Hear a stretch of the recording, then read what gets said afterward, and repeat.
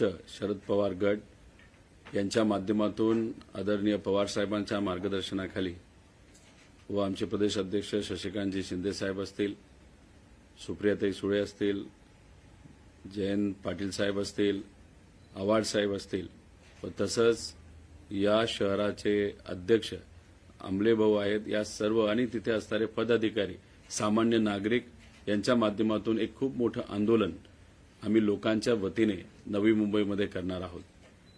हे आंदोलन कशासाठी करत आहोत तर मोठ्या प्रमाणात महागाई जी वाढलेली आहे आणि ती महागाई वाढल्यामुळे मिडल क्लास असतील, सामान्य लोक असतील, यांना खूप मोठ्या प्रमाणात अडचणी वाढत चाललेल्या आहेत. त्याच्यामध्ये पेट्रोलचे दर, डिझेलचे दर, त्याच्याचबरोबर घरगुती गॅस असेल नाही तर कमर्शियल गॅस असेल, त्याचे दर जे वाढलेले आहेत त्याच्यामुळे लोकांना जी अडचण येते आणि ती अडचण लोकांना बोलता येत नाही, तर लोकांच्या वतीने आम्ही सर्वजण रस्त्यावर उतरून लोकांचा रोष त्या ठिकाणी व्यक्त करणार आहोत. त्याच्याचबरोबर इतरही काही शहरातले जे मुद्दे आहेत ते आपापले नेते त्या त्या भागातले जे तिथं आल्यानंतर व्यक्त होतील. त्यामुळे शहरी भागातल्या लोकांना, सामान्य लोकांना आणि जसं शहरी भागातल्या लोकांना ही अडचण आहे तसंच तमाम महाराष्ट्रातल्या सामान्य नागरिकांना ही अडचण आहे. त्यामुळे महागाईच्या विरोधात एक खूप मोठं आंदोलन नवी मुंबईमध्ये आम्ही सर्वजण मिळून त्या ठिकाणी करणार आहोत, लोकांच्या वतीने करणार आहोत आणि हे आंदोलन नक्कीच मोठं होणारच. त्याच्याचबरोबर आमचं म्हणणं आहे की झोपलेल्या सरकारला जागं करायचं असेल नाही तर झोपलेलं सोंग घेणाऱ्या सरकारला जागं करायचं असेल तर कुठं ना कुठंतरी काहीतरी मोठं करावं लागतं. त्यामुळे आम्ही विचार केलाय की आम्ही जो मेन हायवे आहे नवी मुंबईचा तो लोकांच्या वतीने त्या ठिकाणी अडवणार आहोत.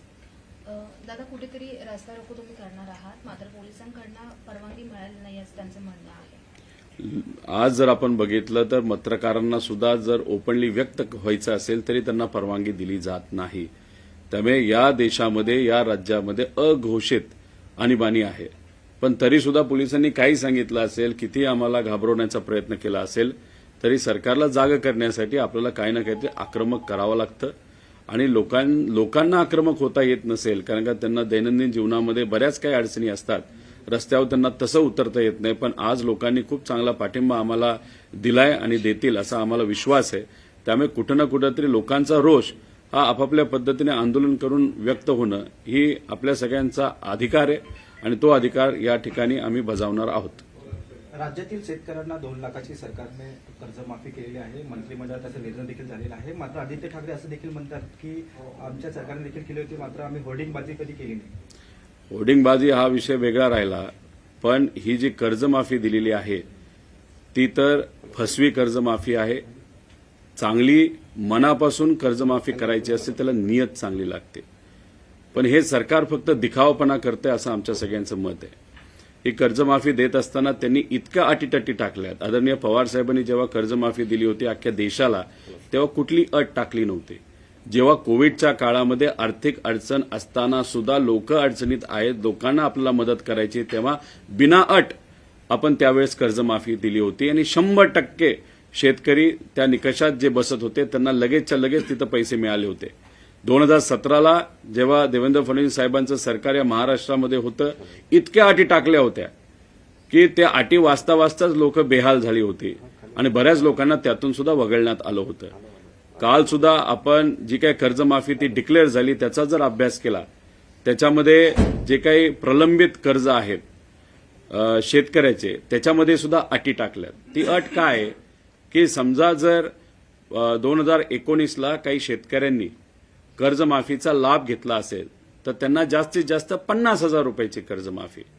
एक तर सरकारने समजून घेतलं पाहिजे, त्यावेळेस शेतकरी खऱ्या अर्थाने अडचणीत होते आणि मग अडचणीत असणारा शेतकरी त्यावेळेस जर आपण बघितला तर या राज्यातले 90% शेतकरी अडचणीत होते. त्यामुळे 90% शेतकऱ्यांनी म्हणजे 33 लाख शेतकऱ्यांनी त्यावेळेस कर्जमाफीचा लाभ घेतला होता. लाभ नाही, तो त्यांचा अधिकार होता जो सरकारने त्यांना मदत त्या ठिकाणी केली होती. आता मग 33 लाख शेतकऱ्यांनी ती मदत तिथं घेतली असेल तर त्याचा अर्थ त्यांना तुम्ही फक्त 50,000 रुपयेच तिथं देणार आहात. त्याच्यात पण त्यांनी अट अशी टाकलेली की समजा 1 लाख तुमचे जर ड्यू असतील नाही तर तुमचे कर्ज तिथं कर्ज थकीत असेल 1 लाख रुपयाचं तर आधी 50,000 भरा, मग मी तुम्हाला 50,000 देतो. म्हणजे OTS सिस्टम त्यांनी आणली की म्हणजे हॉस्पिटलमध्ये गरीब माणूस गेल्यानंतर आधी पैसे भर मग तुला ट्रीटमेंट करतो, अशी भूमिका दुर्दैवाने त्या ठिकाणी सरकारने घेतलेली आहे. असे 33 लाख त्याच्यामध्ये सर्व शेतकरी आहेत. 90% शेतकरी या कॅटेगरीमध्ये त्या ठिकाणी येतात. म्हणजे कुठं ना कुठंतरी अप्रत्यक्षपणे बँकेची वसुली करण्याचा प्रयत्न सरकार तिथं करतंय. फक्त 50,000 रुपये. अहो, ह्या 50,000मध्ये या लोकांचं काही त्या ठिकाणी होणार नाही. त्यामुळे पूर्णपणे ही फसवी कर्जमाफी त्या ठिकाणी आहे. आणि आधीचे म्हणजे 2 लाखाचं ज्याचं कुणाचं काय भरायचं असेल, समजा त्या 2019ला ज्यांनी ते लाभ घेतला असेल, 2 लाख असेल, 1.5 लाख भरा, मग 50,000 मिळणार. 3 लाख जर कर्जबाजारी झाला असेल शेतकरी तर 2.5 लाख भरा, मग 50,000 देणार. आणि जे राहिलेले शेतकरी आहेत, जे समजा तिथं 2019मध्ये आले नव्हते, फार कमी आहेत, 10%च आहेत, तर त्यांचं कसं आहे की जर 3 लाख रुपये जर प्रलंबित असतील, 1 लाख रुपये भरा, मग 2 लाख रुपये देतो. म्हणजे सांगताना सांगतात की बिना अट आम्ही केलं. अरे पण इतक्या अटी तुम्ही टाकल्या, त्यात शेतकऱ्याला मदत होईल असं मला तरी त्या ठिकाणी वाटत नाही. कुठंतरी गरिबीची थट्टा केली, शेतकऱ्याची थट्टा केलेली आहे. द्यायचं म्हणून देण्याचा प्रयत्न त्या ठिकाणी केला गेलाय. आणि जे प्रामाणिक शेतकरी आहेत त्याला 50,000 का 1 लाख रुपये द्या ना, काय हरकत आहे तुम्हाला. पण मग हे जे काय केलेलं आहे ते फसवेगिरी केलेली आहे आणि कुठंच काही शेतकऱ्याला त्याचा लाभ होणार नाही. आर्थिक अडचणीत शेतकरी आहे. सोयाबीनचे भाव वाढले नव्हते, त्यात शेतकरी फार अडचणीत आलेला आहे. त्याच्यात कापसाचे भाव वाढले नव्हते, आता कापसाचे भाव वाढायला लागले की तुम्ही लगेच इम्पोर्ट करण्यासाठी तिथं परवानगी दिली. कांद्याची काय परिस्थिती हे तर गेले काही दिवस आम्ही सर्वजण लढतोय. आणि त्याच्यात फर्टिलायझरचा खर्च म्हणजे आपल्या खताचे खर्च मोठ्या प्रमाणात वाढलेले आहेत. डिझेल मिळेना, जे मिळतंय ते महागडं मिळतंय. मग अशा परिस्थितीमध्ये खर्च वाढत चाललाय, उत्पन्न कमी होत चालले, त्यात शेतकरी अडचणीत होत चालले आणि त्यात तुम्ही कर्जमाफी देताना एवढ्या अटी टाकता म्हणजे फार दुर्दैवी आहे.